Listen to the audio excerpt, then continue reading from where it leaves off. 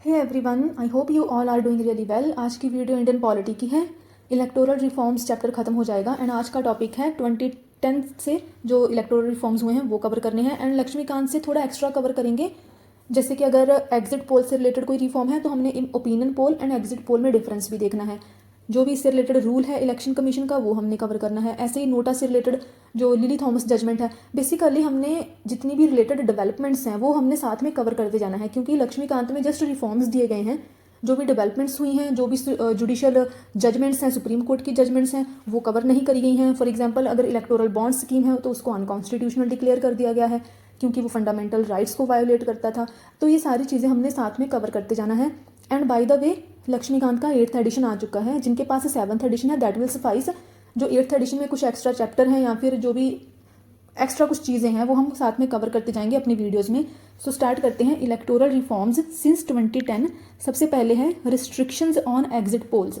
So representation of people act में 2009 में एक अमेंडमेंट आता है कि एग्जिट पोल्स को कंडक्ट करना एंड रिजल्ट्स को पब्लिश करना ये प्रोहिबिट कर दिया गया है, ऐसा नहीं करा जा सकता है। एंड ये कौन करता है? ये करेगा इलेक्शन कमीशन। इलेक्शन कमीशन एक पीरियड स्पेसिफाई करेगा। इलेक्शन कमीशन बताएगा कि किस पीरियड में ना तो रिजल्ट्स को पब्लिश करा जा सकता है, ना ही इलेक्शन एग्जिट पोल्स को कंडक्ट करा जा सकता है। प्रिंट मीडिया के थ्रू, दैट इज़ जो न्यूज़पेपर वगैरह हैं, और इलेक्ट्रॉनिक मीडिया के थ्रू या फिर किसी और मैनर में भी रिजल्ट्स को ना तो पब्लिश करा जाएगा ना ही एग्जिट पोल्स को कंडक्ट करा जाएगा। एंड अगर ऐसा करा जाता है तो उसके लिए 2 ईयर का पनिशमेंट होगा या फिर फाइन हो सकता है, या फिर दोनों ही चीज़ें हो सकती हैं। अब देखिए, 2 तरह के सर्वे होते हैं इलेक्शन से रिलेटेड। 2 तरह के सर्वे होते हैं, opinion polls and exit polls. Opinion polls क्या रहता है? प्री इलेक्शन सर्वे, इलेक्शन से पहले का सर्वे। इसमें क्या करा जाता है? लोगों के व्यूज़ गैदर करे जाते हैं कि लोगों का प्रेफरेंस कैसा है, उनकी वोटिंग इंटेंशंस कैसी हैं, किस बेसिस पर वो अपना वोट कास्ट करना चाहते हैं। जैसे कि फॉर एग्जांपल कोई पॉलिटिकल इशू चल रहा है आज के टाइम पर, जैसे कि वोट चोरी का इशू चल रहा है, तो आगे आने वाले इलेक्शंस लोग क्या इस बेसिस पर डालेंगे कि हाँ वोट चोरी हुआ था तो हमारी आगे प्रेफरेंस क्या रहेंगी। तो लोगों के ओपिनियंस देखे जाते हैं, उनकी प्रेफरेंसेस देखी जाती हैं। तो ये कब हो सकता है? इलेक्शन से पहले। सो ओपिनियन पोल क्या है कि इलेक्शन से पहले लोगों का मूड कैसा है, मूड को सेंस करना, उनका एटीट्यूड कैसा है। ऐसे ही जो एग्जिट पोल है ये भी एक तरह का ओपिनियन सर्वे ही है, बट ये पोस्ट इलेक्शन है। ये पोस्ट इलेक्शन है, जब लास्ट वोट कास्ट हो चुका हो, जब लास्ट वोट कास्ट हो चुका हो उसके बाद ही एग्जिट पोल को कंडक्ट करा जा सकता है, ऐसा इलेक्शन कमीशन का कहना है। इसका पर्पस क्या होता है कि ये चेक करना कि लोगों ने किस पॉलिटिकल पार्टी को प्रेफरेंस दिया है, लोगों ने वोट्स किस साइड कास्ट करे हैं, कौन से कैंडिडेट्स को सपोर्ट सबसे ज़्यादा है, कौन सी पॉलिटिकल पार्टीज एंड उनके कैंडिडेट्स को सपोर्ट ज़्यादा है। तो देखिए, ऐसा करा क्यों जाता है कि जो एग्जिट पोल है, इलेक्शन कमीशन क्या कहता है कि एग्जिट पोल तब तक अलाउ नहीं करा जा सकता till the last vote has been cast. जब तक लास्ट वोट नहीं हो जाता तब तक एग्जिट पोल नहीं हो सकता। ऐसा क्यों करा जाता है? ताकि वोटर्स के बिहेवियर को इन्फ्लुएंस ना करा जा सके, क्योंकि अगर ये पहले होगा तो चाहे बाय वर्ड और बाय माउथ किसी पर्सन के पास ऐसा इन्फॉर्मेशन पहुंच रहा है कि इस पार्टी को सपोर्ट ज़्यादा है या फिर इस कैंडिडेट को सपोर्ट ज़्यादा है, तो इससे क्या हो सकता है कि लोगों का बिहेवियर इन्फ्लुएंस हो सकता है। वो इन्फ्लुएंस हो सकते हैं कि ठीक है, इस पार्टी को तो सपोर्ट ज़्यादा मिल रहा है तो मे बी हमें भी इसी को ही वोट करना चाहिए, इससे हमें ज़्यादा बेनिफिट मिलेगा। तो इसी वजह से ही फिर इलेक्शन कमीशन ने बोला कि हमें इन वोटर्स का मूड इन्फ्लुएंस नहीं करना है, जिसकी वजह से फिर एग्जिट पोल को अलाउ नहीं करा जाता है till the last vote has been cast. इसके लिए इलेक्शन कमीशन के पास ही पावर होती है इस पीरियड को नोटिफाई करना कि कितने पीरियड तक ऐसा नहीं करा जाएगा। एंड इसके लिए जो रिप्रेजेंटेशन ऑफ पीपल एक्ट है, इसका सेक्शन 126 ए इलेक्शन कमीशन को पावर देता है इस पीरियड को नोटिफाई करने का। तो ये तो था फर्स्ट इलेक्टोरल रिफॉर्म। नेक्स्ट अब है time limit for submitting a case for disqualification. Disqualification से रिलेटेड जो एक्ट है वो भी हमने बाद में कवर करना है, अलग चैप्टर है उसके लिए। सो अभी क्या बोला गया है कि 2009 का ही जो रिप्रेजेंटेशन ऑफ पीपल एक्ट है, सेम 2009 की ही अमेंडमेंट, उसमें बोला गया है कि अगर किसी को करप्ट प्रैक्टिसेस के बेसिस पर, करप्शन के बेसिस पर ड्यूरिंग इलेक्शन अगर करप्शन होता है, अगर किसी को करप्शन के बेसिस पर डिस्क्वालीफाई करना है तो जो प्रोसीजर है डिस्क्वालिफिकेशन का, उस प्रोसीजर को सिंप्लीफाई कर देना चाहिए। एंड इसके लिए अगर अथॉरिटी को लगता है कि कोई पर्सन करप्ट प्रैक्टिसेस के लिए रिस्पॉन्सिबल है या फिर कोई गिल्टी है, तो इस अथॉरिटी के पास देखिए 3 मंथ का पीरियड रहता है। 3 मंथ के अंदर अंदर ही इसको अपना केस प्रिपेयर करना होता है एंड ये केस फिर सबमिट होता है प्रेसिडेंट के पास। या आपने 3 मंथ का पीरियड याद रख लेना है। तो अगर किसी अथॉरिटी को लगता है तो उसके पास 3 मंथ का पीरियड ही दिया गया है within which the authority have to submit the case of the person का केस बनाना पड़ेगा एंड ये सबमिट होगा फिर प्रेसिडेंट के पास एंड देन डिसाइड करेगा कि डिस्क्वालीफाई करा जाएगा या फिर नहीं करा जाएगा। देन उसके बाद नेक्स्ट है all officials. Third, all officials included in corrupt practices. यहाँ पर देखिए बात करेगी है ऑफिशियल्स की। पहले क्या था, एक पर्सन का, जो हमने अभी देखा वो था कि एक पर्सन को अगर करप्ट प्रैक्टिसेस के लिए हमने डिस्क्वालीफाई करना है तो 3 मंथ का पीरियड है, केस सबमिट करा जाएगा प्रेसिडेंट के पास। अभी जो ऑफिशियल्स हैं, कौन से ऑफिशियल्स की बात करेगी है वो देखते हैं। जब इलेक्शंस कंडक्ट करवाए जाते हैं तो बहुत सारे गवर्नमेंट ऑफिशियल्स उसमें पार्टिसिपेट करते हैं। चाहे कोई भी ऑफिसर, ऑल ऑफिशियल्स, चाहे कोई भी ऑफिसर गवर्नमेंट सर्विस में हो या फिर नहीं हो, चाहे उसको इलेक्शन कमीशन ने अपॉइंट करा है या फिर डेप्यूट करा है, अगर ये सारे के सारे ऑफिसर्स इलेक्शन प्रोसेस में इन्वॉल्व हैं तो इनके ऊपर भी करप्ट प्रैक्टिसेस के बेसिस पर चार्ज लगाया जा सकता है। कैसी करप्ट प्रैक्टिस? सपोज ये सारे के सारे जो ऑफिशियल्स हैं किसी कैंडिडेट को हेल्प कर रहे हैं। कोई कैंडिडेट इनको बोल रहा है कि मेरे इलेक्शंस में गुड प्रॉस्पेक्ट्स के लिए, कि हाँ मेरी इलेक्शंस में हेल्प हो जाए, आप ये ऑफिशियल्स को बोलता है कि आप मेरी हेल्प कर दो। तो अगर ऐसा कोई भी ऑफिशियल करता है, चाहे वो गवर्नमेंट सर्विस में है या फिर नहीं है, चाहे उसको इलेक्शन कमीशन ने अपॉइंट करा है या नहीं करा है, तो उसको भी सेम जो डिस्क्वालिफिकेशन वाला प्रोसेस है उसमें लेके आ जाएगा, वो भी इसी स्कोप में ही आएगा एंड अंडर करप्ट प्रैक्टिस उसको डिस्क्वालीफाई करा जा सकता है। नाउ नेक्स्ट जो है वो है इंक्रीज इन सिक्योरिटी डिपॉजिट। देखिए ये ना टॉपिक तो इजी ही है, आप अगर खुद भी पढ़ोगे तो ऑब्वियसली आपको समझ आ ही जाएगा, बट इस वीडियो में जितनी चीज़ें ज़्यादा कोई इंपॉर्टेंट रहेंगी, जैसे कि नोटा है, अभी जो नेक्स्ट नोटा वाला आएगा तो उसमें हमने कुछ सुप्रीम कोर्ट की जजमेंट्स देखनी है।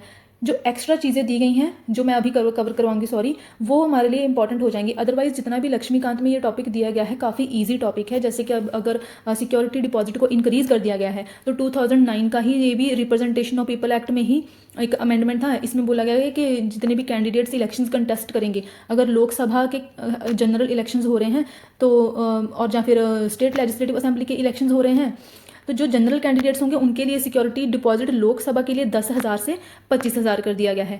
ऐसे ही अगर स्टेट लेजिस्लेटिव असेंबली के इलेक्शन होंगे तो जनरल कैंडिडेट के लिए ही जो अमाउंट है वो 5,000 से 10,000 कर दिया गया है। एंड अगर SC STs के लिए देखें तो लोकसभा इलेक्शंस के लिए अमाउंट 5,000 से 12,500 कर दिया गया है। जो स्टेट लेजिस्लेटिव असेंबली इलेक्शन है वहाँ पर ये 2,500 से 5,000 कर दिया गया है। ऐसा ऑब्वियसली क्यों करा जाता है? सो दैट जो नॉन सीरियस कैंडिडेट्स हैं वो ज़्यादा अमाउंट को देखकर उनको डिस्करेज करा जा सके। बहुत सारे लोग नॉमिनेशन अपना फाइल ना कर दे इलेक्शन से कंटेस्ट करने के लिए, क्योंकि जितना ये जो अमाउंट होता है ये नॉन रिफंडेबल होता है। तो जितना ज़्यादा अमाउंट होगा उतने ही जो नॉन सीरियस कैंडिडेट्स होंगे वो डिस्करेज होंगे। क्योंकि कभी कभी पॉलिटिकल पार्टीज क्या करती हैं कि ऐसे ही कैंडिडेट्स को इलेक्शन कंटेस्ट करने के लिए उनका नॉमिनेशन फाइल कर देती हैं, सो दैट वोट्स को उनको डिवाइड करा जा सके, वोट्स कम से कम हो सके, कि एक ही इंसान के पास वोट्स ज़्यादा ना जाए, है ना। तो ऐसी चीज़ों को भी डिस्करेज करने के लिए ये सब सारी चीज़ें करी जाती हैं। देन जो फिफ्थ है appellate authority with in district. जब हमने इलेक्शन मशीनरी का टॉपिक कवर करा था तो वहाँ पर हमने बहुत सारे ऑफिसर्स देखे थे जो कि इलेक्शन प्रोसेस में हेल्प करते हैं। तो उनमें से एक ऑफिसर होता है इलेक्टोरल रजिस्ट्रेशन ऑफिसर। इसका काम होता है इलेक्टोरल रोल को प्रिपेयर करना। बट अगर किसी को इसके डिसीजन के रिगार्डिंग कोई प्रॉब्लम है तो उसके लिए एक एपेलेट अथॉरिटी बनाई जाती है कि वहाँ पर जाकर अपनी आप कंप्लेंट कर सकते हो। तो वो एपेलेट अथॉरिटी कौन सी है? इसमें आएंगे या तो डिस्ट्रिक्ट मैजिस्ट्रेट, दैट इज जो डिस्ट्रिक्ट लेवल की अथॉरिटी होगी, वहीं पर जाकर ही इनके डिसीजन के अगेंस्ट आप कंप्लेंट कर सकते हो। जिसमें एक आ जाएगा DM, that is district magistrate, और या फिर आ जाएगा एडिशनल डिस्ट्रिक्ट मैजिस्ट्रेट या फिर एग्जीक्यूटिव मैजिस्ट्रेट और DC, जो कि सारे सेम डिस्ट्रिक्ट लेवल के ही ऑफिसर है ना। बट अगर इनका भी डिसीजन आपको पसंद नहीं आता है तो इनके ऑर्डर के अगेंस्ट फिर आप अपील फाइल करोगे। कहाँ पर कंप्लेंट करोगे? तो चीफ इलेक्टोरल ऑफिसर जो होगा स्टेट लेवल का। यहाँ पर क्या है कि डिस्ट्रिक्ट के अंदर ही इन ERO के अगेंस्ट कंप्लेंट फाइल करी जा सकती है DC के पास। बट अगर DC का भी डिसीजन आपको पसंद नहीं आता है तो जो स्टेट लेवल पर चीफ इलेक्टोरल ऑफिसर होगा वहां पर जाकर आप कंप्लेंट फाइल कर सकते हो। तो जो नेक्स्ट इलेक्टोरल रिफॉर्म है वो है voting rights to the citizens of India living abroad. बहुत ईजी है ये भी, कि 2010 में जो रिप्रेजेंटेशन ऑफ पीपल एक्ट है उसमें अमेंडमेंट आई थी कि जो भी इंडियन सिटीजन्स है अब्रॉड रह रहे हैं, चाहे वो एम्प्लॉयमेंट की वजह से है, कोई एम्प्लॉयमेंट की वजह से बाहर रह रहा है, कोई एजुकेशन की वजह से, या फिर अदरवाइज। देखिए 3 चीज़ें दी गई हैं। एम्प्लॉयमेंट की वजह से, एजुकेशन की वजह से, या फिर अदरवाइज। अब अदरवाइज में कुछ भी आ सकता है जो इलेक्शन कमीशन बताए या फिर सेंट्रल गवर्नमेंट बताए। तो इस बेसिस पर अगर कोई फॉरेन में रह रहा है तो उनके पास भी इंडिया में वोटिंग राइट होगा। तो जो भी इंडियन वोटिंग राइट चाहता है तो उसके लिए 3 कंडीशन है। फर्स्ट, उसका नाम ऑलरेडी इलेक्टोरल रोल में नहीं है। सेकंड क्या है, उसके पास किसी और कंट्री की सिटीजनशिप नहीं है। थर्ड क्या है, वो एम्प्लॉयमेंट बेसिस के लिए या फिर एजुकेशन या अदरवाइज, है ना, इन सारी चीज़ों के लिए वो अब्रॉड रिजाइड कर रहा है एंड अब वो अभी तक उसकी कोई परमानेंटली रेजिडेंसी आउटसाइड इंडिया नहीं है। तो किस बेसिस पर, एक तो ऑलरेडी उसका नाम इलेक्टोरल रोल में नहीं है, उसके पास किसी और कंट्री की सिटीजनशिप नहीं है, एंड थर्ड क्या है, एम्प्लॉयमेंट, एजुकेशन और अदरवाइज के लिए वो बाहर रह रहा है, अब्रॉड है। तो ऐसी कंडीशन में भी voting right citizen of India को मिल सकता है। जो 7th रिफॉर्म है वो है ऑनलाइन इनरोलमेंट इन इलेक्टोरल रोल। देखिए, जब इलेक्टोरल रोल प्रिपेयर करा जाता है, बहुत बार हमने देखा है कि इलेक्टोरल रोल जो है एक लिस्ट रहती है इलेक्टर्स की, जो लोग वोट्स अपना कास्ट करते हैं। तो इसके लिए देखिए, जो हमारा सेंट्रल गवर्नमेंट है एंड इलेक्शन कमीशनर, ये क्या बताते हैं कि आप ऑनलाइन भी एप्लीकेशन फाइल कर सकते हो। इलेक्टोरल रोल में अपना नाम देने के लिए फिजिकली आपको किसी के पास जाने की ज़रूरत नहीं है, ऑनलाइन एप्लीकेशन आप दे सकते हो। एंड ऐसा करने के लिए कुछ रूल्स हैं। रूल का नाम है, देखिए, the registration of the electors amendment rule 2003। इस रूल ने किस में अमेंडमेंट करी थी? The registration of electors rule 1960। अच्छा, ये जो 1960 का रूल है ना, ये अभी भी काफ़ी इंपॉर्टेंट चल रहा है, क्योंकि ये जो स्पेशल इंटेंसिव रिवीजन हो रहा है, बिहार में भी हो रहा है, एंड जो हमारा इलेक्शन कमीशन है वो अभी बोल रहा है कि ट्राई करा जाएगा कि ऑल ओवर इंडिया ही ये जो इंटेंसिव रिवीजन है इलेक्टोरल रोल का वो करवाया जा सके। अभी बिहार में चल रहा है, तो उसके सितंबर एंड में उसके रिजल्ट्स भी पब्लिश कर दिए जाएंगे।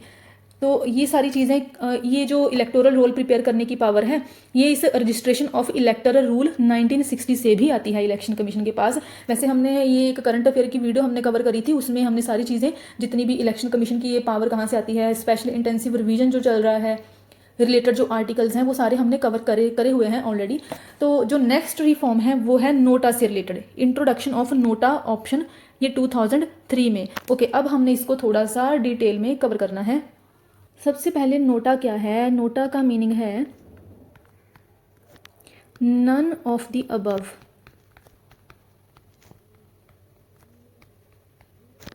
तो देखिए, इलेक्शन कमीशन एक प्रोविजन लेके आता है कि ईवीएम मशीन के साथ एक ऑप्शन दी जाएगी, ईवीएम मशीन के साथ एक ऑप्शन दी जाएगी नोटा की।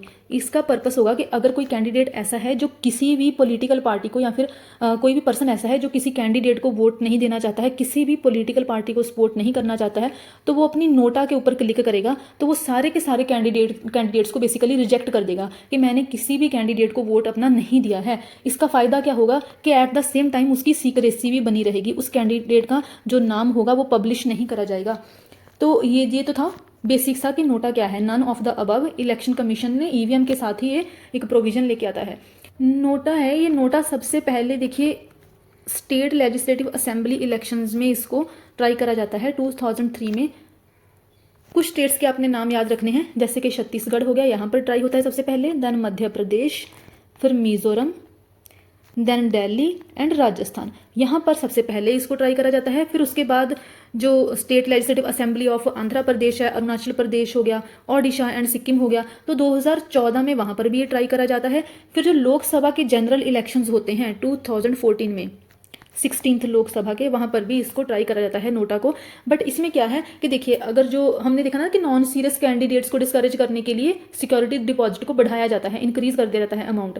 तो इसमें क्या होता है कि कुछ जो सीरियस कैंडिडेट्स होते हैं, एक वोट शेयर लेके अगर उनके पास एक सर्टन वोट शेयर आता है तो उनका जो सिक्योरिटी डिपॉजिट होता है उनको रिटर्न कर दिया जाता है। बट यहाँ पर क्या करा गया है कि अगर नोटा, जब किसी का सिक्योरिटी डिपॉजिट वापस देना है, तो जब वोट्स काउंट करे जाएंगे तो उसमें नोटा वाली ऑप्शंस को कंसीडर नहीं करा जाएगा। जितने भी नोटा वाले ऑप्शंस होंगे, जितने भी लोगों ने नोटा कास्ट करा है किसी पर्टिकुलर कैंडिडेट के लिए, उस कैंडिडेट को सिक्योरिटी डिपॉजिट रिटर्न करने के लिए नोटा वाली वोट्स को काउंट नहीं करा जाएगा। एंड अगर देखिए, कोई फर्क नहीं पड़ता है कि कितने ज़्यादा नोटा ऑप्शंस पर लोगों ने क्लिक करा है, कितने इलेक्टर्स ने नोटा ऑप्शन को चूज़ करा है, चाहे बहुत ही मिनिमम नंबर ऑफ लोगों ने वोट्स अपने कास्ट करे हों, उन्हीं मिनिमम नंबर्स में से जिस भी कैंडिडेट के पास हाईएस्ट नंबर ऑफ वोट्स होंगे उसके बेसिस पर फिर उस कैंडिडेट को हमने इलेक्ट कर लेना है। तो कोई फर्क नहीं पड़ता है। सपोज अगर 100 में से 70% लोगों ने नोटा क्लिक कर दिया है, तो गवर्नमेंट तो फिर भी आएगी ही आएगी। दैट इज़ जो रिमेनिंग 30% ऑफ वोट्स होंगी उसमें से ही देख लिया जाएगा कि किस कैंडिडेट के पास मैक्सिमम शेयर गया है वोट्स का, एंड फिर जो जिसके पास मैक्सिमम होगा उसको हमने फिर एक इलेक्टेड कैंडिडेट सिलेक्ट कर लेना है ना। तो ये वाली चीज़ रहेगी नोटा में। अब देखिए नोटा से रिलेटेड कुछ सुप्रीम कोर्ट की इंपॉर्टेंट जजमेंट्स है, काफ़ी इंपॉर्टेंट है, प्लीज़ इसको आप चाहे लक्ष्मीकांत का जो ये जो टॉपिक है ना वहाँ पर ही लिख के रख लें। काफ़ी अच्छा, जजमेंट से पहले ना हम इसकी बैकग्राउंड देखते हैं। देखिए लॉ कमीशन ऑफ इंडिया की एक रिपोर्ट आती है 170th report of 1999। Law commission of India बहुत सारी रिपोर्ट्स लेके आता है, हमें पता है, ऐसे 170th एक रिपोर्ट है। इसमें ये कॉन्सेप्ट लेके आता है नेगेटिव वोटिंग का। लॉ कमीशन नेगेटिव वोटिंग का कॉन्सेप्ट लेके आता है, सेम ही है कि हमने किसी कैंडिडेट को अपना वोट दिया ही नहीं, किसी भी कैंडिडेट को, बट इसके ऊपर कोई भी एक्शन नहीं लिया जाता है बिकॉज ऑफ प्रैक्टिकल कंसिडरेशंस।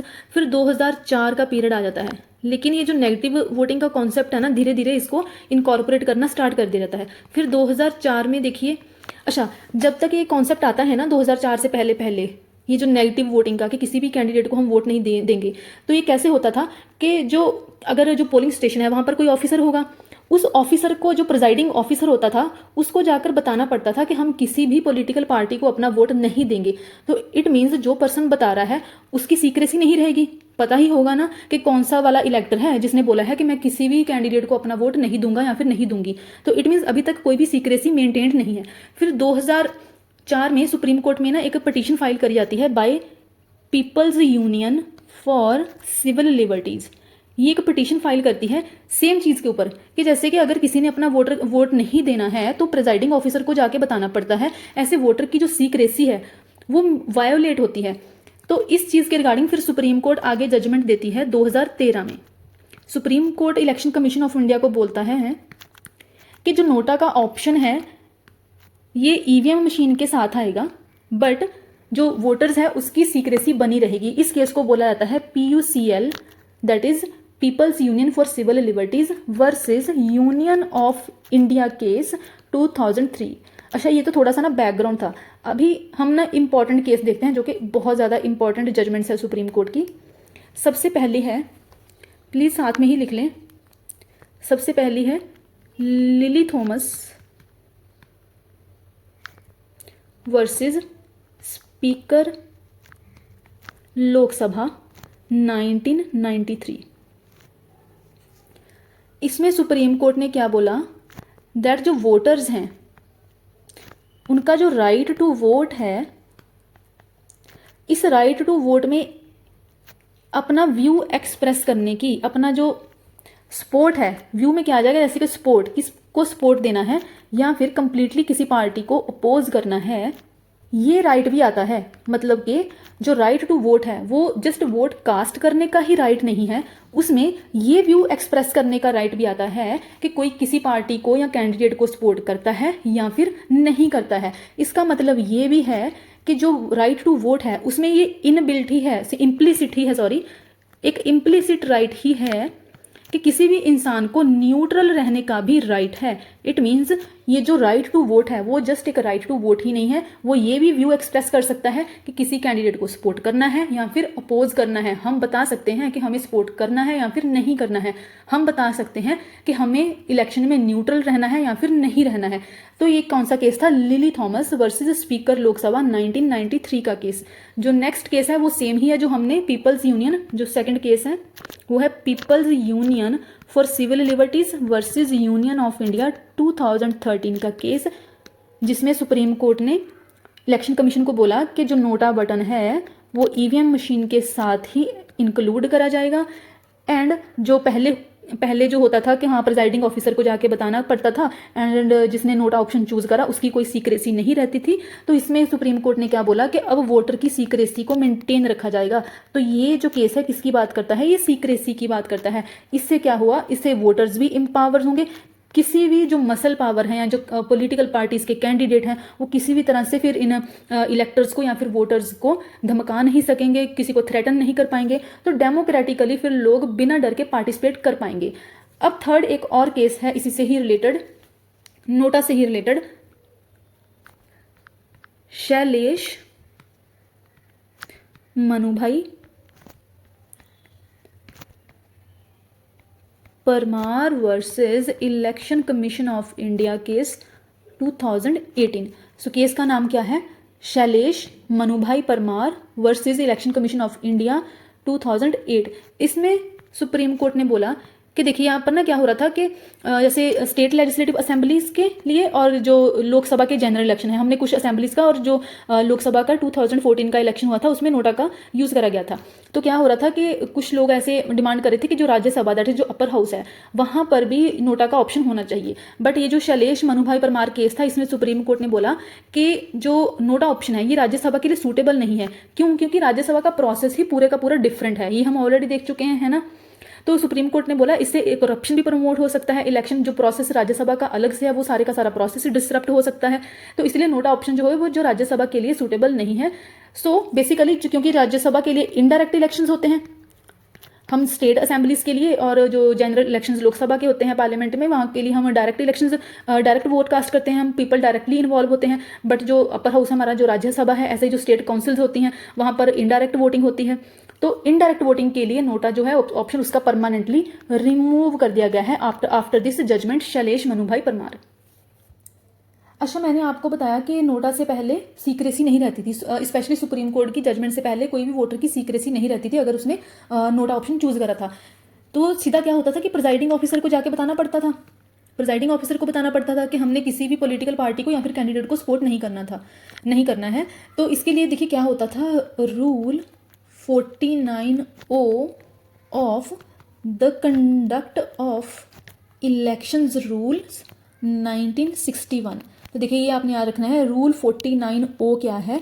ये है the conduct of election rule 1961 का ही एक पार्ट है। ये क्या कहता था पहले कि अगर किसी वोटर को वोटिंग नहीं करनी है तो उसको प्रिजाइडिंग ऑफिसर के पास जाना होगा।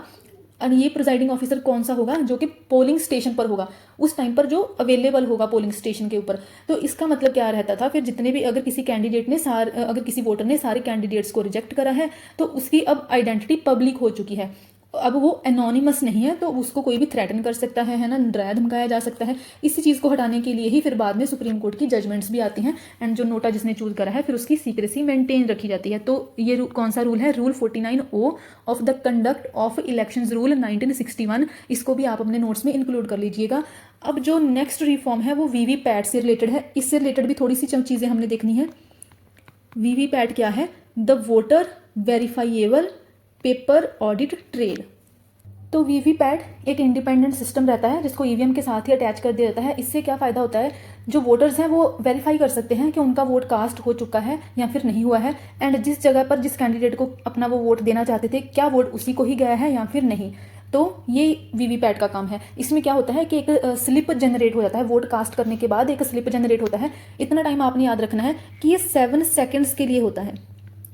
एक स्लिप जनरेट होगा 7 सेकेंड्स के लिए, उसमें कैंडिडेट की डिटेल होंगी, किसको वोट दिया गया है वो सारी डिटेल्स होंगी।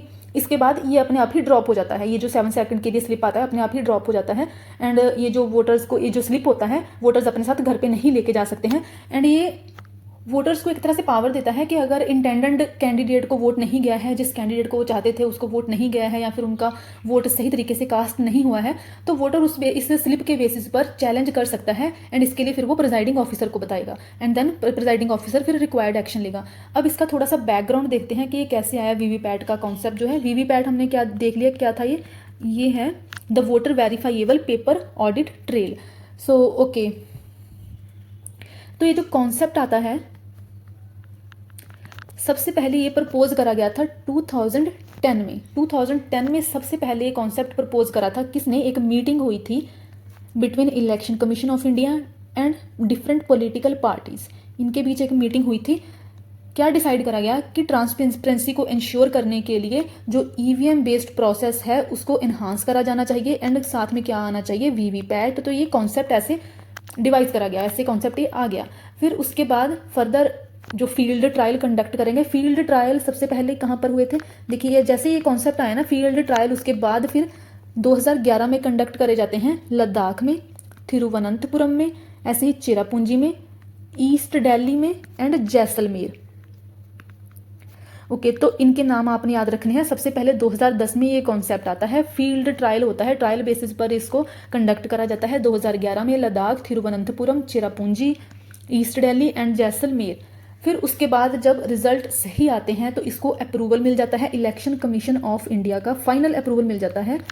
तो 2013 में ये अप्रूवल मिलता है वीवीपैट को। उसके बाद फिर ये वीवीपैट का स्टेट लेजिस्लेटिव असेंबलीज में भी इसका यूज़ करा जाता है। ऐसे ही जो लोकसभा के 2014 के जनरल इलेक्शंस होंगे वहाँ पर कि उसमें भी कुछ कॉन्स्टिट्यूंसीज में इसको यूज़ करा जाता है वीवीपैट को। तो देखिए जो 2013 का इलेक्शन कमीशन का फाइनल आया था, फाइनल जो इसने अपना अप्रूवल दिया था, इसके लिए एक रूल अमेंड करा गया था जो अभी हमने देखा है, the conduct of elections rules 1961। इसी को ही अमेंड करा जाता है ये वीवीपैट का एक प्रिंटर लेके आने के लिए। देखिए एक प्रिंटर सा लेके आता है, उसमें ड्रॉप बॉक्स की एक ऑप्शन होती है कि जैसे ही जो स्लिप होगी वो प्रिंट हो जाएगी विद इन 7 सेकेंड, फिर 7 सेकेंड के बाद ही वो अपने आप ही ड्रॉप कर जाएगी। तो सबसे पहले देखिए जब 2013 का आता है ना टाइम, यहाँ पर 2013 के बाद जब सबसे पहला इसका ट्रायल होता है तो वो होता है नागालैंड में। ये भी आपने नाम याद रखना है, Noksen, NOK, Noksen assembly constituency of Nagaland.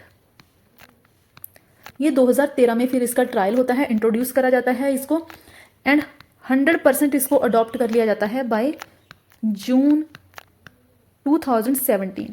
तो कैसे चलता है, 2010 में ये कॉन्सेप्ट आता है एक मीटिंग में, उसके बाद फिर फील्ड ट्रायल होता है, वो मैंने एरियाज़ आपको बता दिए। फिर 2013 में स्टेट लेजिस्लेटिव असेंबली जब इसको इलेक्शन कमीशन ऑफ इंडिया का फाइनल अप्रूवल मिलता है तो the conduct of election rules 1961 में एक अमेंडमेंट करा जाता है, 2013 का वो अमेंडमेंट आएगा। उसके बाद फिर वीवीपैट को नॉक्सेन असेंबली कॉन्स्टिट्यूएंसी ऑफ नागालैंड में इसका ट्रायल होता है। उसके बाद जब फेज्ड मैनर में इसको आगे यूज़ करा जाता है तो 100% अडॉप्शन हो जाता है बाय जून 2017। अब देखिए सुप्रीम कोर्ट की एक जजमेंट है, जजमेंट का आप नाम याद रख लें, Subramanian Swamy versus Election Commission of India 2013 case. देखिए केस गया था ट्रांसपेरेंसी से रिलेटेड। तो सुप्रीम कोर्ट ने बोला कि ये जो वीवीपैट है ये इंश्योर करता है कि ट्रांसपेरेंट इलेक्शंस हों, इसीलिए फिर सुप्रीम कोर्ट ने बोला कि इसकी इम्प्लीमेंटेशन के लिए गवर्नमेंट फंडिंग को अवेलेबल करवाया जाए। तो ये जो केस था Subramanian Swamy versus Election Commission of India 2013 case, ये गवर्नमेंट फंडिंग की बात करता है, किसके लिए, वीवीपैट के लिए। तो ये आप अपने नोट्स में इंक्लूड कर सकते हो। इसके बाद देखिए 2019 में भी एक केस आता है कि जो वीवीपैट स्लिप जनरेट होती हैं एटलीस्ट 50% को कंसिडर कर लिया जाए, मिनिमम 50% को। एक पिटीशन फाइल करी जाती है सुप्रीम कोर्ट में। But election Commission of India क्या बोलता है कि ऑलरेडी हमारा जो इलेक्शन प्रोसेस है इंडिया का वो काफ़ी लेंदी प्रोसेस है, बहुत टाइम कंज्यूमिंग प्रोसेस है। तो अगर हम मिनिमम 50% वीवीपैट स्लिप्स को कंसिडर करने लग जाएं, इनको काउंट करने लग जाएं, तो और भी ज़्यादा डिले हो सकता है, मिनिमम 5 to 6 डेज़ का डिले होगा। तो ये बोला गया है, मुझे तो लगता है ये बहाना ही था वीवीपैट को, यानी कि इस चीज़ को हटाने का। वीवीपैट लेके आने का फ़ायदा ही क्या हुआ, अगर 50% जो मिनिमम स्लिप्स हैं उनको भी काउंट ना करा जाए तो, है ना, ये प्रिसाइडिंग ऑफिसर की रिस्पॉन्सिबिलिटी दी गई है कि इन स्लिप्स को फिर वो कंसिडर करेगा आगे। तो यस, ये वीवीपैट का था। अब नेक्स्ट जो रिफॉर्म है वो है वो 10th रिफॉर्म है, पर्सन्स इन जेल और police custody can contest elections. So देखिए इसके लिए आप जो मोस्ट रिसेंट एग्जांपल ले सकते हो पंजाब की ले सकते हो। पंजाब में एक अमृतपाल सिंह जो कि खालिस्तानी सपोर्टर हैं, उसका केस आया था। ये प्रो खालिस्तानी जो आउटफिट है एक पंजाब की, वारिस पंजाब दे, उसका इस आउटफिट का नाम है वारिस पंजाब दे। तो इसका ये लीडर था, इसका हेड था। इसको जेल में रखा गया था, ऐसे कुछ इशू हुआ था तो इसको ये जेल में था। इसने जेल से ही बोला कि ये इलेक्शंस कंटेस्ट करना चाहता है। कौन सी इलेक्शंस, लोकसभा इलेक्शन सीट जो होंगी फ्रॉम पंजाब। ये रिफॉर्म बात करता है कि कोई भी कैंडिडेट, कोई भी ऐसा पर्सन जो कि जेल में है या फिर पुलिस कस्टडी में है, क्या वो इलेक्शन कंटेस्ट कर सकता है जेल से ही, क्या उसके पास वोट कास्ट करने का राइट है या फिर नहीं है। तो देखिए सबसे पहले तो सुप्रीम कोर्ट ने 2013 में बोलता है, ये पटना हाई कोर्ट के ऑर्डर को अपहेल्ड करता है। पटना हाई कोर्ट के ऑर्डर को, इसने ऑर्डर क्या दिया था पटना हाई कोर्ट ने, कि कोई भी पर्सन जो कि जेल में है या फिर पुलिस कस्टडी में है, उसके पास वोटिंग राइट नहीं है। क्यों नहीं है? क्योंकि वो कोई इलेक्टर नहीं है, वो जेल में है, वो इलेक्टर नहीं है, तो उसके पास वोटिंग राइट नहीं है, ना तो पार्लियामेंट के इलेक्शंस के लिए, ना ही स्टेट लेजिस्लेचर के इलेक्शन के लिए। बट आगे फिर सुप्रीम कोर्ट ने क्योंकि इस ऑर्डर को अपहेल्ड करा, अब सुप्रीम कोर्ट के ऑर्डर को ही निगेट करने के लिए, खत्म करने के लिए, फिर जो हमारा पार्लियामेंट है, आपको पता ही है, गवर्नमेंट और ये जो सुप्रीम कोर्ट है, जुडिशरी है, इनके बीच चलता रहता है। हर कोई अपनी पावर को ऊपर लेके आना चाहता है, और जो गवर्नमेंट है वो क्या चाहती है कि हमारी पावर ज़्यादा रहे। तो फिर ये जो गवर्नमेंट है ये लेके आती है जो रिप्रेजेंटेशन ऑफ पीपल एक्ट है, इसमें कुछ चेंजेस लेके आती है, 1951 का एक्ट।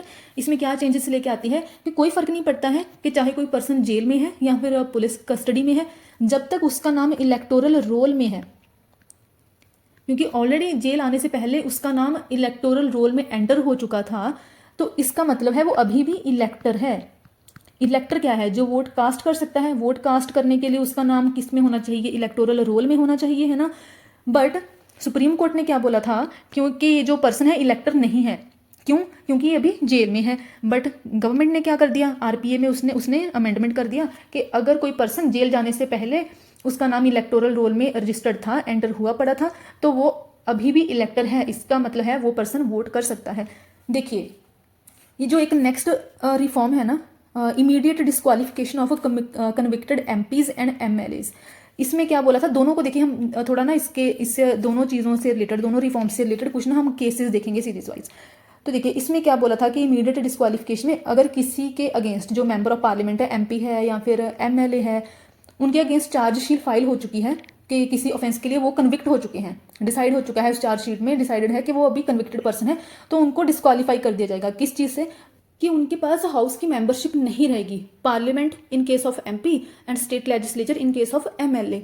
पहले क्या होता था कि अगर ऐसी कोई चार्जशीट रहती थी तो ऐसे जो डिस्क्वालीफाइड, अगर किसी के अगेंस्ट डिस्क्वालिफिकेशन की चार्जशीट है तो उस पर्सन के पास एक 3 मंथ का पीरियड रहता था कि 3 मंथ के अंदर अंदर वो अपील फाइल कर सकते हैं ऐसी चार्जशीट के अगेंस्ट, इस डिस्क्वालिफिकेशन के अगेंस्ट। बट अभी क्या कर दिया गया है 2013 के बाद कि अगर कोई पर्सन डिस्क्वालीफाइड है, उसके अगेंस्ट कोई ऐसी चार्जशीट है तो 3 मंथ का पीरियड उसको नहीं दिया जाएगा। अब उसके पास अपील करने का 3 मंथ का पीरियड नहीं है, उसको सीधा डायरेक्टली डिस्क्वालीफाई कर दिया जाएगा। ओके, अब ना इन दोनों के रिगार्डिंग ही कुछ जजमेंट्स हैं, वो हमने देखनी है, दोनों को साथ में ही लेके चलेंगे। सबसे पहले अगर हम वोटिंग राइट के लीगल स्टेटस की बात करें या फिर राइट टू बी इलेक्टेड, तो सुप्रीम कोर्ट कहता है कि फेयर एंड जो फ्री इलेक्शंस हैं इनको हाईएस्ट कॉन्स्टिट्यूशनल पेडेस्टल पे रखा जाएगा, इनकी हाईएस्ट प्रायोरिटी रहेगी।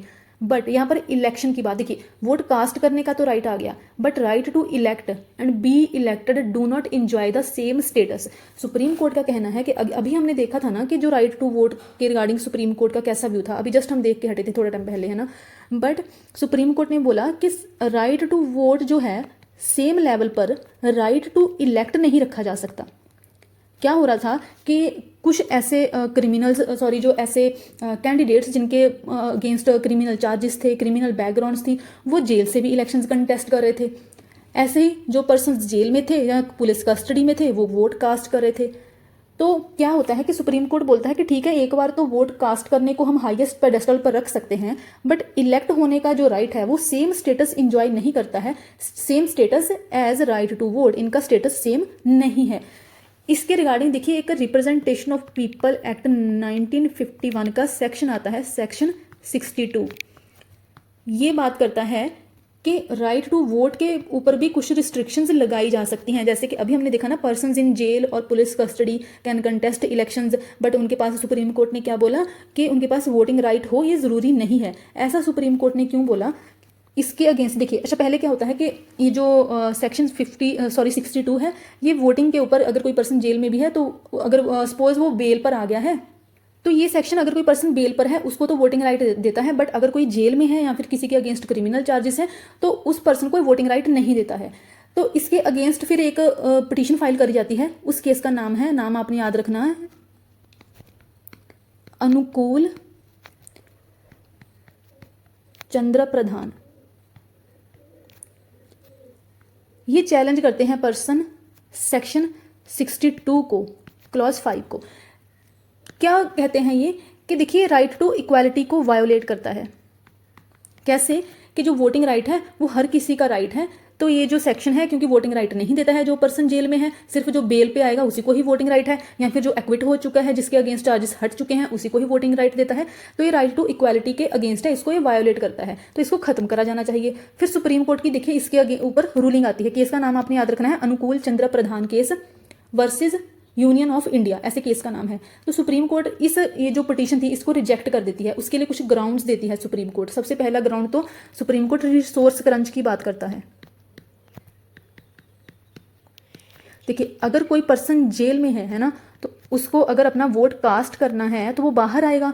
बाहर आने के लिए उसको कुछ पुलिस प्रोटेक्शन भी चाहिए होगा। इट मीन्स लोगों को डिप्लॉय करा जाएगा, ऑफिशियल्स को डिप्लॉय करा जाएगा। इट मीन्स जो इंफ्रास्ट्रक्चर है उसका यूज़ होगा, जो मैन पावर है वो यूज़ होगा। तो इट मीन्स सुप्रीम कोर्ट ने बोला ये रिसोर्स क्रंच है हमारे इंडिया के लिए। अगर किसी को कोई भी पर्सन जो पुलिस कस्टडी में है उसको अपना वोट देना है तो उसके लिए प्रोटेक्शन उसको प्रोवाइड करी जाएगी।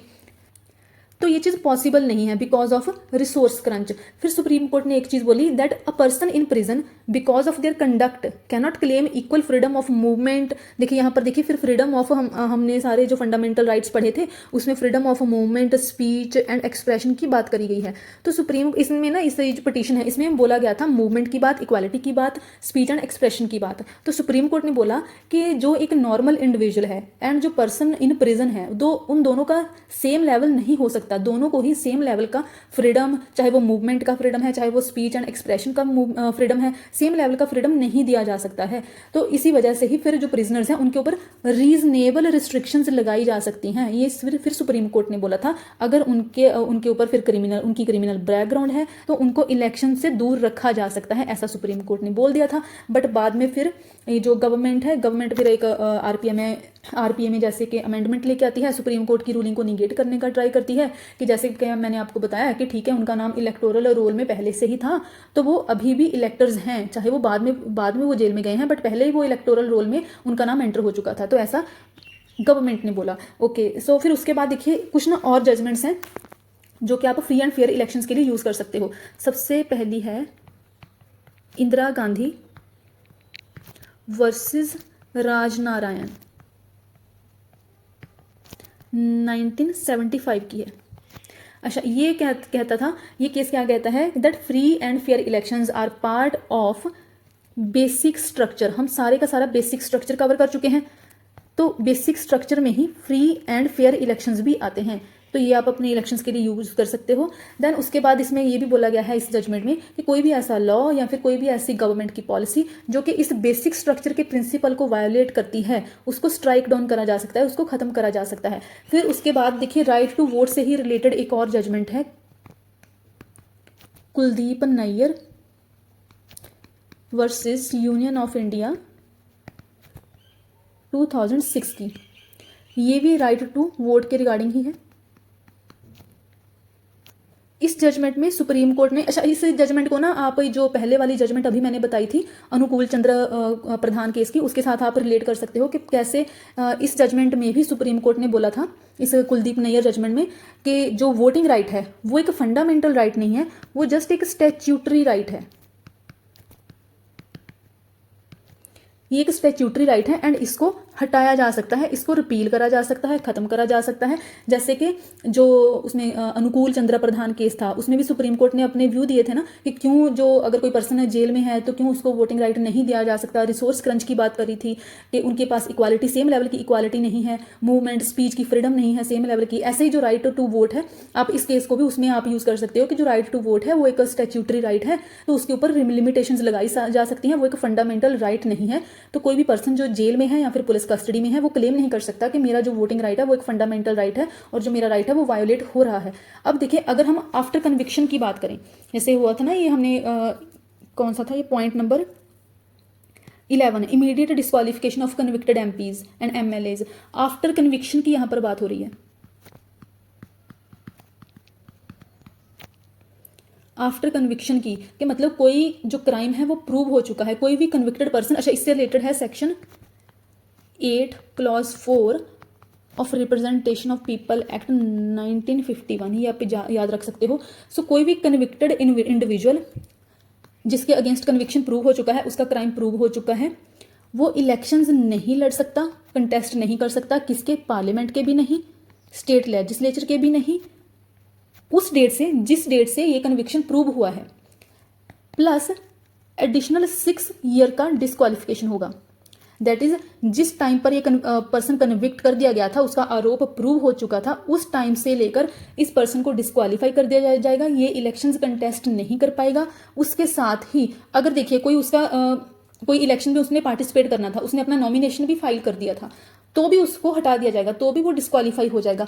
प्लस उसके ऊपर फिर एडिशनल 6 ईयर्स का भी डिस्क्वालिफिकेशन लगेगा। तो ये आप आफ्टर कन्विक्शन में ऐड कर सकते हो। उसके साथ ही देखिए जो डिस्क्वालिफिकेशन है ना, ये जो रिप्रेजेंटेशन ऑफ पीपल एक्ट है, ये कुछ एक्सेप्शंस भी देता है कि कहीं कहीं जगह पर ना एक्सेप्शंस है, यहाँ पर डिस्क्वालिफिकेशन ना हो। जैसे कि सेक्शन 11 है, section 11 of representation of people act. ये क्या कहता है कि जो इलेक्शन कमीशन ऑफ इंडिया है, इसके पास पावर है कि अगर कोई ऐसी सिचुएशन है, किसी का इलेक्शन सपोज किसी का इलेक्शन कंटेस्ट कराना अभी इंपॉर्टेंट है, तो इलेक्शन कमीशन जो होगा ऐसी डिस्क्वालिफिकेशन को फिर हटा भी सकता है, रिमूव भी कर सकता है, उसको कम भी कर सकता है, उसका पीरियड रिड्यूस कर सकता है। जैसे कि 6 ईयर का पीरियड है तो ये पीरियड कम भी करा जा सकता है और डिस्क्वालिफिकेशन को हटाया भी जा सकता है। ये पावर किसके पास होगी? एज पर सेक्शन 11 ये पावर होगी इलेक्शन कमीशन ऑफ इंडिया के पास। सेकंड, एक और डिस्क्वालिफिकेशन है। देखिए सारी जो एक्सेप्शंस होती हैं ना, ये इंपॉर्टेंट हो जाती हैं। पहले तो section 11 election Commission of India के पास पावर देता है। ऐसे ही एक सेक्शन जो 62 है, उसका क्लॉज 5 है, ये भी प्रिवेंटिव डिटेंशन की बात करता है। प्रिवेंटिव डिटेंशन हमने फंडामेंटल राइट जो चैप्टर है वहां पर कवर करा था। तो in case of preventive detention भी ये एक्सेप्शन हो सकता है, डिस्क्वालिफिकेशन को हटाया जा सकता है।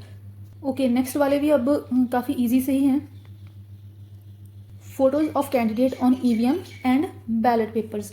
वैसे ही हम पहले भी देख चुके हैं, जो हमने ई पिक देखा था। इलेक्टर्स फोटो आइडेंटिटी कार्ड, जो कि वोटर आईडी कार्ड होता है, उसमें एक जो वोटर होता है उसकी फ़ोटो भी होती है। तो देखिए इलेक्शन कमीशन का ही ऑर्डर था, इसमें बोला गया था कि जितने भी ये जो बैलेट पेपर होंगे या फिर ईवीएम मशीन वगैरह होगी, इसमें कैंडिडेट की फ़ोटो भी होगी, जो कैंडिडेट इलेक्शन कंटेस्ट कर रहा होगा। अच्छा, ये जो ई पिक है ना, ये वोटर आईडी कार्ड है, जो लोग वोटर अपना कास्ट करेंगे उनसे रिलेटेड है। बट अभी जो है वो कैंडिडेट की फोटो से रिलेटेड है, कि जो कैंडिडेट इलेक्शन कंटेस्ट कर रहे हैं, कि सपोज ऐसा कोई वोटर है जो कि नाम पढ़ नहीं सकता है, सेम नाम है किसी का, तो ऐसी सिचुएशन में फिर सपोज ऐसे आरिका नाम से 2 पर्सन है, तो सेम ही नाम हो गया, चाहे उनका सरनेम डिफरेंट हो जाए, बट आरिका पर्सन को देख के हो सकता है कि किसी वोटर को कंफ्यूजन हो जाए, और जिसको उसने फर्स्ट को उसने वोट करना था बट उसने सेकंड को वोट अपना कास्ट कर दिया। तो इसी वजह से ही फिर देखिए इलेक्शन कमीशन 2015 में ये रूल लेके आता है कि जो बैलेट पेपर, अगर पेपर पर वोटिंग हो रही है या फिर अगर ईवीएम मशीन है, तो कैंडिडेट का फोटो भी होगा और उसके साथ ही उसका जो पार्टी है, पार्टी का नाम भी होगा और जो पार्टी का सिंबल होगा वो भी होगा, so as to avoid the confusion को अवॉइड करा जा सके। तो अभी क्या कर दिया गया है कि कोई भी कैंडिडेट जिसने अपना नॉमिनेशन फाइल करना है, वो साथ में अपना फोटोग्राफ भी देगा, चाहे वो ब्लैक एंड व्हाइट हो, चाहे वो कलर्ड फोटोग्राफ हो, बट उसमें कोई कैप अलाउड नहीं है, डार्क ग्लासेस वगैरह अलाउड नहीं है। तो ये सारी चीज़ें हैं, बहुत ईजी सा है। बट अगर कोई कैंडिडेट ऐसा नहीं कर पाता है, इन केस वो फोटोग्राफ अवेल ना कर प्रोवाइड ना कर पाए, तो उस केस में उसका जो कैंडिडेचर होगा वो रिजेक्ट नहीं होगा। इट मीन्स कि अभी भी वो इलेक्शन कंटेस्ट कर सकता है।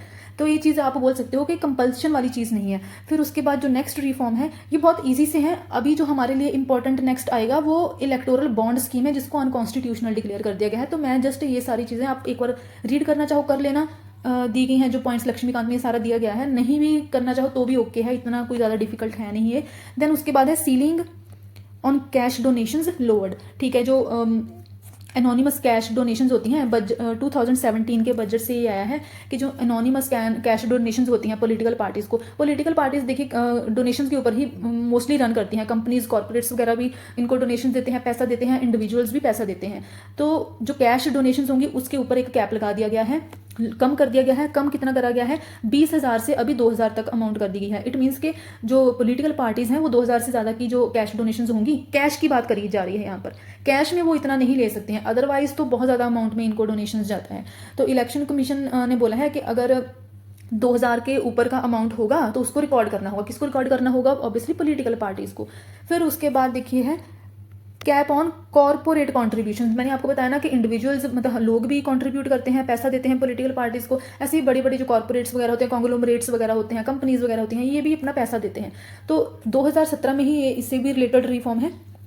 कैश डोनेशन में क्या करा गया था कि अमाउंट कम करा गया था, बट कॉर्पोरेट डोनेशंस के केस में क्या कर दिया गया है कि जो एक लिमिट थी उसको ही हटा दिया गया है। उस लिमिट पहले कितनी थी? पहले था कि जितना भी पास्ट 3 फाइनेंशियल ईयर में पिछले 3 साल में किसी कॉरपोरेशन का जो नेट प्रॉफिट है उसका 7.5%, इतना ये लोग डोनेट कर सकते थे।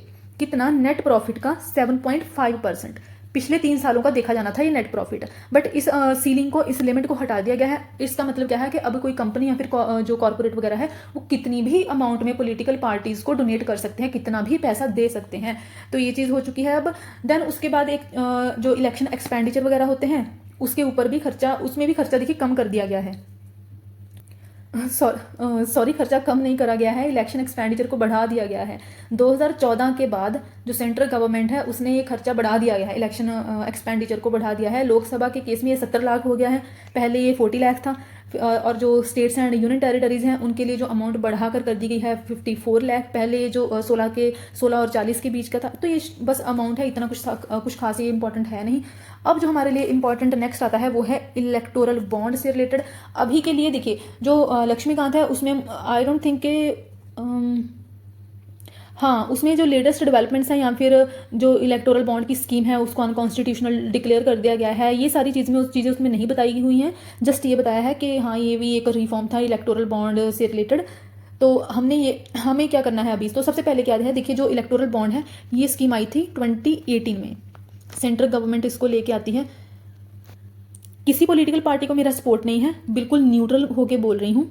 बट यहाँ पर जो इलेक्टोरल बॉन्ड स्कीम थी ये बहुत बड़ा स्कैम था, बहुत बड़ा स्कैम है ये। लोगों का पैसा फालतू में गया है इस स्कीम में, बस मैं इतना बोल सकती हूँ। ओके 2018 में ये इलेक्टोरल बॉन्ड स्कीम आती है, सेंट्रल गवर्नमेंट लेके आती है। अनाउंस इसको करा गया था 2017 के ही बजट में। ये क्या था कि सेंट्रल गवर्नमेंट ने बोला कि इससे ट्रांसपेरेंसी आएगी, क्लीन मनी आएगी, बेसिकली ब्लैक मनी को हटा दिया जाएगा। ब्लैक मनी को हटाया कैसे जाएगा? कैश को हटाकर, है ना।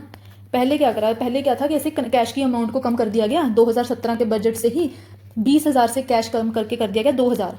फिर 2018 में नेक्स्ट आ जाता है इलेक्टोरल बॉन्ड का स्कीम कि ठीक है अब आप क्या करो कि लोगों को बोला गया कि आप ना बॉन्ड खरीदो। बॉन्ड कहाँ से खरीदो? आप स्टेट बैंक ऑफ इंडिया से खरीदो। उस बॉन्ड में अपना आप अमाउंट जितना आप पॉलिटिकल पार्टी को देना चाहते हो वो अमाउंट आएगा।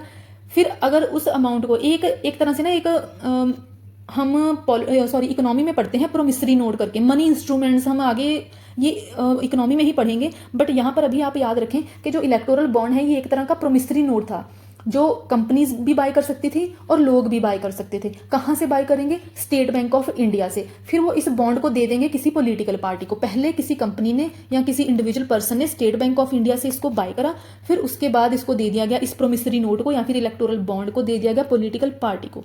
अब पॉलिटिकल पार्टी इसको एनकैश करेगी, ये पैसा उठाएगी। पैसा उठाने के लिए या फिर रिडीम करने के लिए इसको वापस स्टेट बैंक ऑफ इंडिया में ही जाना पड़ेगा या फिर किसी भी ये वाले जो बॉन्ड होंगे ना इलेक्टोरल बॉन्ड, ये एक रजिस्टर्ड पॉलिटिकल पार्टी ही ले सकती थी। कोई भी पॉलिटिकल पार्टी जो कि रजिस्टर्ड हो वो ही इन बॉन्ड्स को ले सकती थी और आगे इनकैश करा सकती थी। एंड इस बॉन्ड को देखिए अगर बाय करना तो एक सिंगल पर्सन भी बाय कर सकता था और किसी और के साथ भी मिलकर इसको बाय कर सकता था। तो देखिए ये जो इलेक्टोरल बॉन्ड स्कीम है ये आया किसके लिए था कि जो पॉलिटिकल फंडिंग है उसको क्लीन करा जा सके, जो ब्लैक मनी का यूज होता है उसको हटाया जा सके। जो गवर्नमेंट है उसने कॉन्सेप्ट दिया था कैशलेस डिजिटल इकोनॉमी का। गवर्नमेंट ने बोला कि अगर हमने कैशलेस डिजिटल इकोनॉमी की साइड बढ़ना है तो हम इलेक्शन प्रोसेस में भी रिफॉर्म लेके आने होंगे। एंड उन रिफॉर्म के लिए अगर जो डोनेशंस कैश में जाती हैं उसको खत्म करके हम कैशलेस कर दें। कैशलेस कैसे हो गया? इस प्रोमिसरी नोट के थ्रू, इलेक्टोरल बॉन्ड के थ्रू। और ये जो इलेक्टोरल बॉन्ड था ये 15 दिनों के लिए, 15 डेज के लिए वैलिड रहता था। जब ये इशू कर दिया जाता था उसके बाद ये 15 दिन के लिए वैलिड रहता था। एंड जो पॉलिटिकल पार्टी थी वो अपना ये जो अमाउंट है वो एनकैश कर सकती थी। ये जो रजिस्टर्ड पॉलिटिकल पार्टीज रहती थी ये इनके लिए सेक्शन है section 29A of representation of people act 1951। कौन सी रजिस्टर्ड पार्टीज होंगी? जिनको एटलीस्ट 1% वोट्स मिली होंगी। ऐसी पॉलिटिकल पार्टीज जिनको लोकसभा के जनरल इलेक्शंस या फिर स्टेट लेजिस्लेटिव असेंबली के जनरल इलेक्शन, इन दोनों में से रजिस्टर्ड पॉलिटिकल पार्टीज को एटलीस्ट 1% तो वोट शेयर मिला ही है, वही political parties in electoral bonds का यूज कर सकती थी। पॉलिटिकल पार्टीज को फायदा क्या हो रहा था कि ना तो इसमें पेई का नाम रहता था और ना ही बायर का नाम रहता था। पेई कौन? ऐसा पर्सन जो पैसा इनकैश कर रहा है, दैट इज पॉलिटिकल पार्टी। इनका नाम भी नहीं आता था, कोई पता नहीं चलता था कि किस पॉलिटिकल पार्टी ने ये बॉन्ड बाय करा है एंड किसने ये पैसा इनकैश करा है। बायर का नाम, दैट इज जिसने ये प्रोमिसरी नोट या फिर इलेक्टोरल बॉन्ड एसबीआई से बाय करा है, उसका नाम भी नहीं आएगा। अब बाय करने वाले कौन है? जो कंपनीज एंड इंडिविजुअल जो पर्सनस हैं, जो लोग हैं, तो इनका भी किसी का भी नाम नहीं आएगा। इट मीन्स यहाँ पर ट्रांसपेरेंसी का तो कोई कॉन्सेप्ट रहा ही नहीं। ये नहीं पता चल रहा है कि किस पॉलिटिकल पार्टी को पैसा गया है, ये नहीं पता चल रहा है कि किस कंपनी ने पैसा दिया है या फिर किस पर्सन ने पैसा दिया है।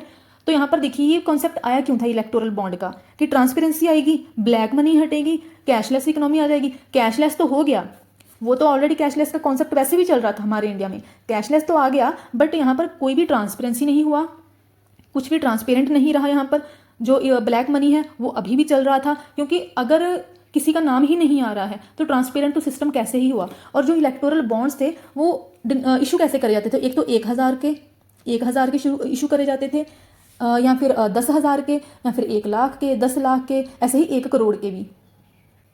तो जो बैंक था वो पर्सन जिसने बाय करा था ये बॉन्ड, उसकी इन्फॉर्मेशन को कॉन्फिडेंशियल रखता था, किसी भी अथॉरिटी को ये इन्फॉर्मेशन डिस्क्लोज नहीं करा जाता था, एक्सेप्ट अगर कोई जो कोर्ट है, कॉम्पिटेंट कोर्ट, जैसे कि सुप्रीम कोर्ट, हाई कोर्ट वगैरह हो गया, इन्होंने डिमांड ना करा हो या फिर कोई क्रिमिनल चार्जेस ना हो, इसके अलावा ये अमाउंट कभी भी, ये इन्फॉर्मेशन कभी भी डिस्क्लोज नहीं होता था। अब देखिए इशू कहाँ पर आता है फिर। सुप्रीम कोर्ट को ऐसा क्या हो गया कि सुप्रीम कोर्ट को लगा कि ये जो स्कीम है इसको अनकॉन्स्टिट्यूशनल डिक्लेयर कर देना चाहिए। तो सुप्रीम कोर्ट ने देखिए 5 मेंबर के एक कॉन्स्टिट्यूशनल बेंच ने इस इलेक्टोरल बॉन्ड स्कीम को कंप्लीट वे में अनकॉन्स्टिट्यूशनल डिक्लेयर कर दिया था। एंड एसबीआई को बोला गया कि अब कोई भी बॉन्ड्स इशू ना करे जाएं। बॉन्ड का कॉन्सेप्ट हम इकोनॉमी में ही पढ़ेंगे, तो एसबीआई को मना कर दिया गया इमीडिएटली। और ये भी बोला गया एसबीआई को कि अब तक जितने ये बॉन्ड सेल हो चुके हैं, या फिर जो डोनर्स हैं या फिर जो रिसिपियंट्स हैं, जिन्होंने जो पॉलिटिकल पार्टीज़ हैं, जिन्होंने पैसा दिया है, डोनर्स हैं, बाई करने वाले लोग हैं, उनकी भी इंफॉर्मेशन सुप्रीम कोर्ट के साथ शेयर करी जाए। ऐसा क्यों बोला? सबसे पहले सुप्रीम कोर्ट ने रीज़न दिया, देखिए इसके अगेंस्ट ऑब्वियसली एक पिटीशन फाइल करी गई थी, तो सुप्रीम कोर्ट ने फिर उस पिटीशन के ऊपर ही फिर अपनी जजमेंट दी कि पहले तो क्या बोला गया कि ये राइट टू इन्फॉर्मेशन को वायोलेट करता है। सुप्रीम कोर्ट ने बोला कि किसी भी पॉलिटिकल डोनेशन को एनोनिमस नहीं बनाया जा सकता। पॉलिटिकल डोनेशंस एनोनिमस नहीं हो सकती हैं। क्यों नहीं हो सकती हैं? क्योंकि ये फंडामेंटल जो हमारा राइट है, राइट टू इन्फॉर्मेशन, उसको वायोलेट करता है। एंड ये इसके लिए सुप्रीम कोर्ट ने फिर article 19 clause 1 sub clause A को रेफर करा। सुप्रीम कोर्ट ने बोला कि जो आर्टिकल 19 है ये just freedom of speech and expression की ही बात नहीं करता है, ये हमारी पार्टिसिपेटरी डेमोक्रेसी की भी बात करता है। हम हमारे सिटीजन्स भी पार्टिसिपेटरी डेमोक्रेसी का ही पार्ट हैं। सो इट मीन्स हम सिटीजन्स को पता होना चाहिए, हमारे पास जो राइट है इन्फॉर्मेशन का वो वैलिड है। हमें पता होना चाहिए कि किस पॉलिटिकल पार्टी के पास कितना डोनेशन गया है एंड किसने डोनेट करा है। क्यों पता होना चाहिए? देखिए राइट टू इन्फॉर्मेशन हमें क्यों पता होना चाहिए? हमें पता होना चाहिए ये article 19 clause 1 and sub clause A के लिए।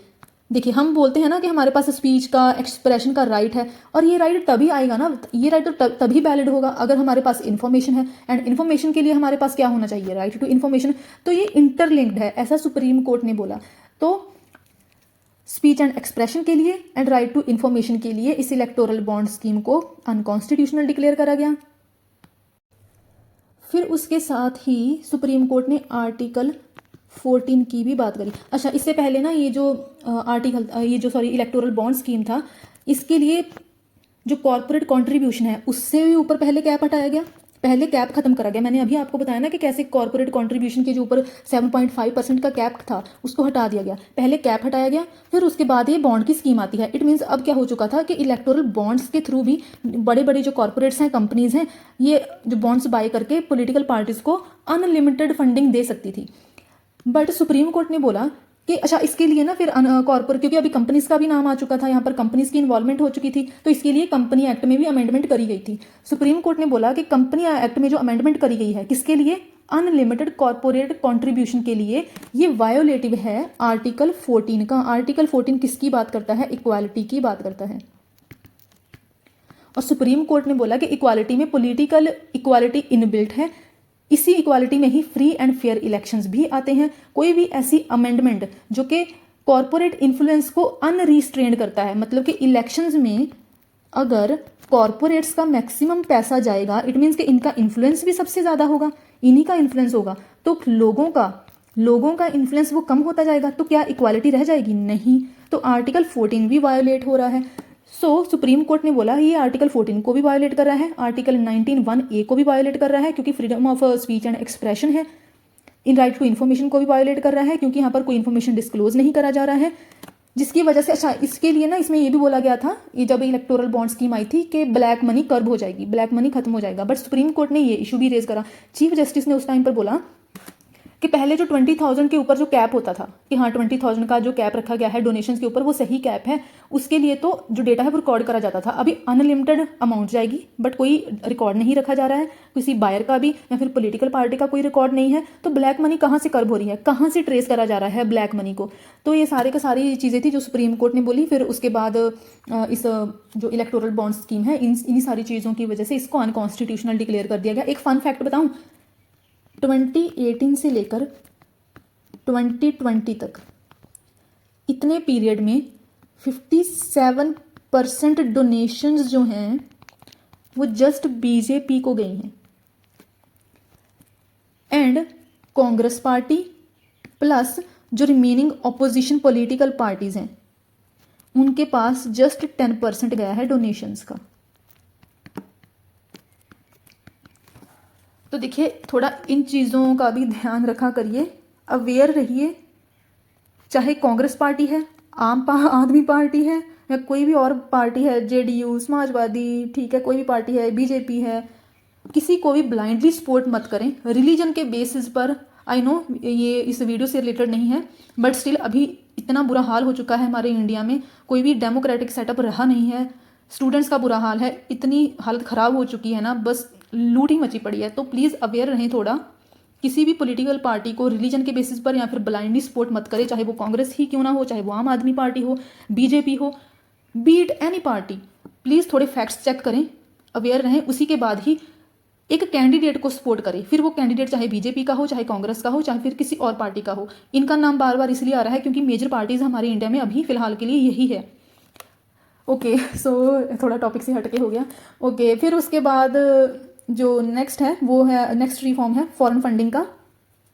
ये भी सिंपल सा है कि पॉलिटिकल पार्टीज़ को फॉरेन फंडिंग अलाउ कर दी गई है 2018 बजट के बाद। इसके लिए क्योंकि अब ये फॉरेन फंडिंग आएगी तो ऑब्वियसली कोई फॉरेन कंट्रीब्यूशन से रिलेटेड लॉ होगा, तो लॉ है फॉरेन कंट्रीब्यूशन रेगुलेशन एक्ट 2010, इसमें हमें अमेंडमेंट करा गया एंड अकॉर्डिंगली जो फॉरेन फंडिंग है उसको अलाउ कर दिया गया। फिर उसके बाद एक छोटा सा दिया गया है इलेक्शन लॉज अमेंडमेंट एक्ट 2021 का, इसको अभी हम रहने देते हैं क्योंकि देखिए हम वेट करते हैं, अभी जो बिहार का SIR है वो भी पब्लिश होना है, उसके रिजल्ट्स पब्लिश होने हैं, फिर इलेक्शन कमीशन जो है वो कुछ चेंजेस करने वाला है एंड जो स्पेशल इंटेंसिव रिवीजन है बोला जा रहा है कि पूरे इंडिया में होगा, तो हो सकता है बहुत सारे चेंजेस आए, वो साथ में हम कवर करते जाएंगे। एंड जो साइमल्टेनियस इलेक्शन का टॉपिक है उसको भी आपने रिफॉर्म्स के साथ ही रखना है, वो अलग वीडियो में क्योंकि वो बहुत डिटेल में कवर करा था तो अलग वीडियो में कवर करा हुआ है, तो वो भी आप जाकर एक बार देख लें उसको भी, एंड साथ में ये वीडियो भी देख लें। Please like share and subscribe भी करें, अपनी फीडबैक दें, कमेंट करें, अगर किसी को लगता है कुछ इंप्रूव करने की ज़रूरत है तो प्लीज़ वो भी बताएं। Thank you.